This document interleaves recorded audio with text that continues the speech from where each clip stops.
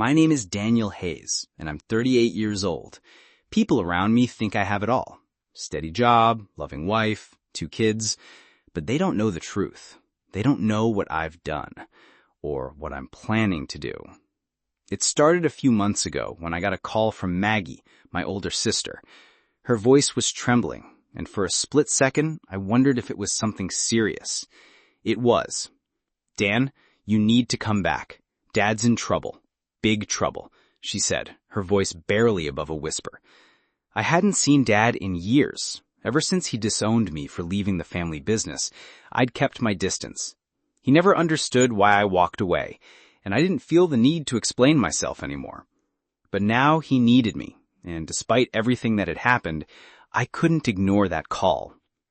I left the comfort of my life, the house, the kids, the stability, to drive back to the old family estate. The house felt strange now, like a place frozen in time. Nothing had changed since I'd left. The smell of old leather, stale coffee, and the sound of the grandfather clock ticking in the hallway hit me all at once. Maggie was waiting for me in the living room, her eyes red. She didn't say anything at first, just stared at me like she was waiting for me to explain why I had stayed away for so long. But there was no time for explanations. "Dan, you need to help us. Dad's in trouble, big trouble," she said, her voice barely above a whisper. I raised an eyebrow.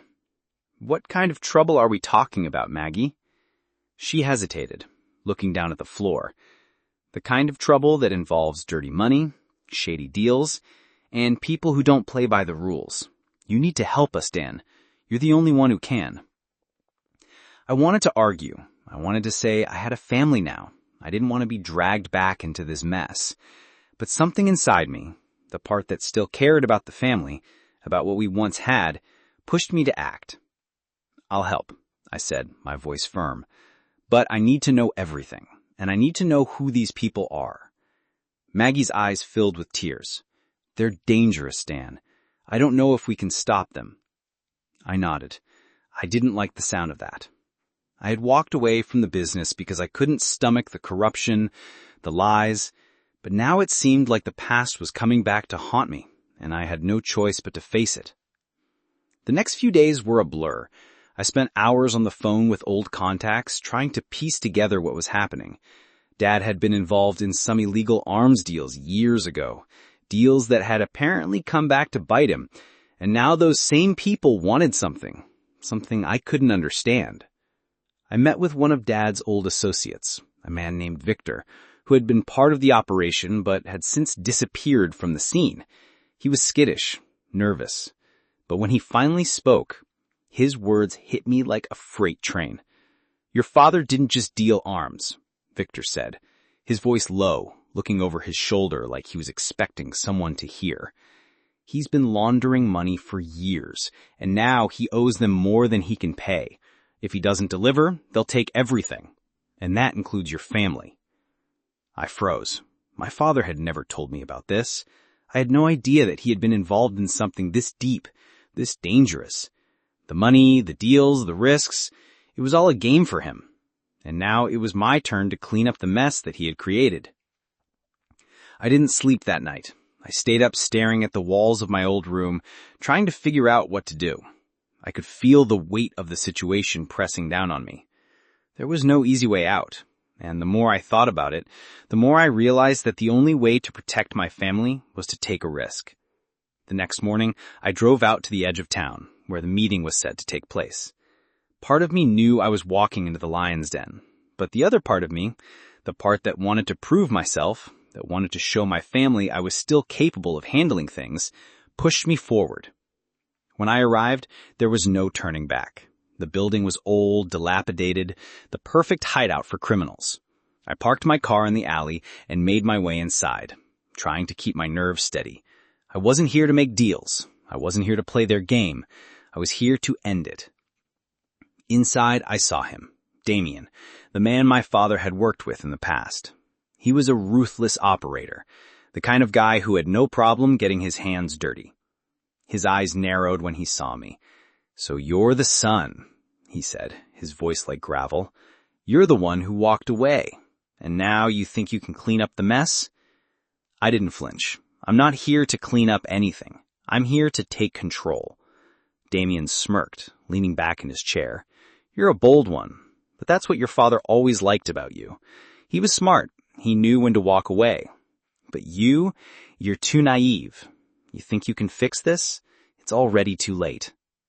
The tension in the room thickened, and for a moment I wondered if I had made a mistake coming here. But then I remembered Maggie, Dad, and everything I stood to lose. I wasn't leaving without a solution, and if I had to fight my way out of this mess, then that's exactly what I would do. The next few hours felt like a blur. Words were exchanged, deals were made, and in the end, I walked away from that building with the upper hand. But I knew that things weren't over. The real battle was just beginning. As I drove back to the family estate, I realized something. The choices I had made, the distance I had kept from my family, they had all been about avoiding this moment. But now it was clear. This wasn't just about saving my father. It was about protecting everything I had built, everything I loved. And the stakes, they were higher than I had ever imagined. Days passed in a blur of meetings, calls, and tense discussions. I knew Damien and his associates wouldn't back down easily.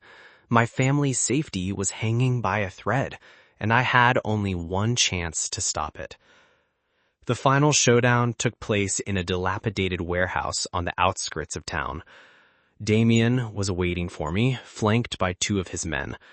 The air was thick with tension. There was no room for negotiation this time. "You're too late, Hayes," Damien sneered, standing tall. "You think you can save your family? You've been nothing but a failure from the start." His words stung, but I didn't flinch. I'm not here to save face. I'm here to end this. I glanced around the warehouse, signaling my backup. The game had changed. Victor's men surrounded Damien's group in seconds, forcing them to drop their weapons. It was over.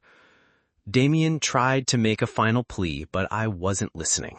"You made the wrong choice. Now you'll face the consequences." Within minutes, the authorities arrived, arresting Damien and his men. It was the end of an era, the end of my father's tangled dealings, and the end of a chapter I thought was buried forever. I stood alone in the quiet aftermath, the weight of the situation lifting from my shoulders. The criminals were behind bars. My family was safe. Maggie, who had been by my side throughout the whole thing, finally spoke. "You did it, Dan," she said, her voice softer now. "I didn't believe you could, but you did."